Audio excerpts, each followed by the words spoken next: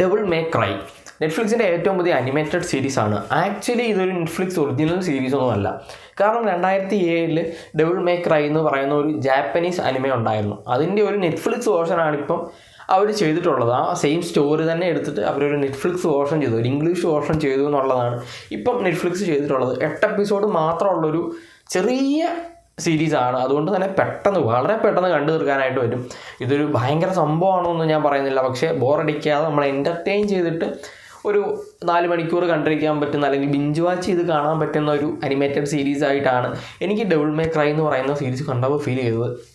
അത്യാവശ്യം കുറേ അധികം നല്ല ആക്ഷൻ സീക്വൻസുകളുള്ള ഒരു സീരീസാണിത്. ഇതിൻ്റെ ഒരു സ്റ്റോറി എന്താണെന്ന് വെച്ച് കഴിഞ്ഞാൽ ഈ ഡീമൻ ഹണ്ടിങ്, ആ ഒരു സാധനം, ഡീമൻ ഹണ്ടേഴ്സ്, ആ ഒരു സാധനമൊക്കെ റിലേറ്റ് ചെയ്തിട്ട്, അല്ലെങ്കിൽ ഈ ഹെല്ലും എർത്തും ഒക്കെ നമ്മൾ പറയാമല്ലോ, ഹെല്ലിൽ നിന്ന് എർത്തിലേക്ക് വരാനുള്ള ഒരു പോർട്ടൽ, അവിടുന്ന് ഡീമൻസ് വരുന്നു, ആ ഒരു സാധനങ്ങളൊക്കെ റിലേറ്റ് ചെയ്തിട്ട് ഇതിനകത്ത് നമ്മുടെ നായകൻ എന്ന് പറയുന്ന ഡാൻഡെ എന്ന് പറയുന്ന ക്യാരക്ടറിന് അതിനകത്തൊരു ഇമ്പോർട്ടൻ്റ് റോളുണ്ട്.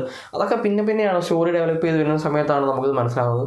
ഇത് തുടങ്ങുന്ന സമയത്ത് നമ്മൾ അങ്ങനെയൊന്നും വലിയ ഇത്രയും വലിയ സ്റ്റോറി ആവുമെന്നൊന്നും വിചാരിക്കില്ല. പക്ഷേ സ്റ്റോറി ഇങ്ങനെ ഡെവലപ്പ് ചെയ്ത് ഓരോ ക്യാരക്ടേഴ്സിനും അവരുടെ ബാക്ക് സ്റ്റോറിയൊക്കെ കൊടുക്കുന്നുണ്ട്. നന്നായിട്ട് തന്നെ അത് ചെയ്തിട്ടുണ്ട് എന്നുള്ളതാണ്. അതിനകത്ത് വില്ലൻ്റെ ബാക്ക് സ്റ്റോറി കറക്റ്റായിട്ട് പറയുന്നുണ്ട്. വില്ലൻ എന്തുകൊണ്ട് ഇങ്ങനെ കാര്യങ്ങളൊക്കെ ചെയ്യുന്നു എന്നുള്ളത് പറയുന്നുണ്ട്. പിന്നെ നായകൻ്റെയും നായികയുടെ ഒക്കെ ബാക്ക് സ്റ്റോറി പറഞ്ഞു പോകുന്നു. ഡീമൻ ഹണ്ടേഴ്സ് പിന്നെ വലിയൊരു ഓർഗനൈസേഷൻ, ഡീമൻസിനെ കൊല്ലാനായിട്ടുള്ളൊരു ഓർഗനൈസേഷൻ ഉണ്ട്. അതിൻ്റെ എല്ലാം ബാക്ക് സ്റ്റോറി പറഞ്ഞു പോകുന്നു.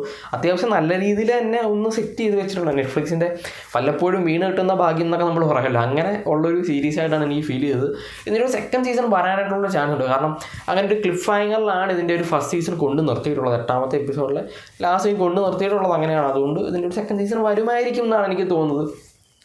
സർപ്രൈസിങ് എലമെൻറ്റ്സ് എന്ന് പറയാനായിട്ടൊന്നും ഇല്ലെങ്കിൽ ഇന്നത്തെ ആക്ഷൻ സീക്വൻസുകൾ കൊണ്ടാണ്, ആക്ഷൻ സീക്വൻസുകളും അത്യാവശ്യം നല്ല മ്യൂസിക്കൊക്കെ ഉണ്ട്. അതൊക്കെ കൊണ്ടാണ് ഈ ഒരു സീരീസിനെ ഇങ്ങനെ ബോറടിപ്പിക്കാതെ കൊണ്ടുപോകുന്നത്. പിന്നെ ഈ പറയുന്ന ഡീമൻ ഹണ്ടിങ് ഒക്കെ നമ്മൾ വേറൊരു രീതിയിലൊക്കെയാണ് ഇതുവരെ കണ്ടിട്ടുള്ളത്. ഇങ്ങനെ ഒരു സാധനം, ഈ പറയുന്ന ഹാഫ് ബ്രീഡ് ഡീമൻസ്, അങ്ങനെ കുറേ സാധനങ്ങളൊക്കെ ഉണ്ടല്ലോ. അതായത് എങ്ങനെ ഇപ്പോൾ പറഞ്ഞു കഴിഞ്ഞാൽ ചിലപ്പോൾ അത് സ്പോയിലായിപ്പോകും. ഞാൻ ഇതിൻ്റെ സ്റ്റോറിയെ പറ്റിയിട്ട് കൂടുതലായിട്ട് എന്തെങ്കിലും പറഞ്ഞു കഴിഞ്ഞാൽ അത് ചിലപ്പോൾ സ്പോയിലായിപ്പോൾ. അതുകൊണ്ട് ഞാൻ സ്റ്റോറി സൈഡിലേക്ക് ഇങ്ങനെ പോകുന്നില്ല. ഇപ്പോൾ ഓൾറെഡി ഞാൻ കുറച്ച് പറഞ്ഞിട്ടുണ്ടെങ്കിൽ അങ്ങനെ വലുതായിട്ട് ഡീറ്റെയിൽ ആയിട്ട് പറയുന്നില്ല. നിങ്ങൾ കണ്ടു നോക്കുക. അത്യാവശ്യം കുഴപ്പമില്ല, 4 മണിക്കൂർ നിങ്ങൾക്ക് ഇൻവെസ്റ്റ് ചെയ്യാൻ ടൈം ഉണ്ട് എന്നുണ്ടെങ്കിൽ കാണാൻ പറ്റുന്ന നെറ്റ്ഫ്ലിക്സിൻ്റെ ഒരു നല്ല സീരീസ് ആയിരിക്കും, അല്ലെങ്കിൽ അനിമേറ്റഡ് സീരീസ് ആയിരിക്കും. അത് എടുത്ത് പറയേണ്ട സാധനമാണ്, അനിമേറ്റഡ് സീരീസാണ്. പക്ഷേ നമുക്ക് എവിടെയും ഒരു അനിമേറ്റഡ് സീരീസിൻ്റെ ആ ഒരു ഫീൽ കിട്ടില്ല. അത്യാവശ്യം നല്ല രീതിയിൽ തന്നെ അത് ചെയ്തു വെച്ചിട്ടുണ്ട്. എന്തായാലും നിങ്ങൾ കണ്ടു നോക്കുക ഡെവിൾ മേ ക്രൈ. കണ്ടു ഇഷ്ടപ്പെടാണ്ടിരിക്കില്ല. എനിക്കെന്തായാലും നന്നായിട്ട് ഇഷ്ടപ്പെട്ടിട്ടുണ്ടായിരുന്നു. ഞാൻ ബിഞ്ച് വാച്ച് ചെയ്താണ് സാധനം കണ്ടു തീർത്തത്. നിങ്ങൾ ഇഷ്ടപ്പെട്ടു കഴിഞ്ഞാൽ നിങ്ങൾ കമൻറ്റ് ചെയ്യുക. പിന്നെ വീഡിയോ ഇഷ്ടപ്പെട്ടാൽ ലൈക്ക് ചെയ്യുക, ഷെയർ ചെയ്യുക, സബ്സ്ക്രൈബ് ചെയ്യുക. നമുക്ക് നെക്സ്റ്റ് വീഡിയോ കാണാതെ ബൈ ഗൈസ്.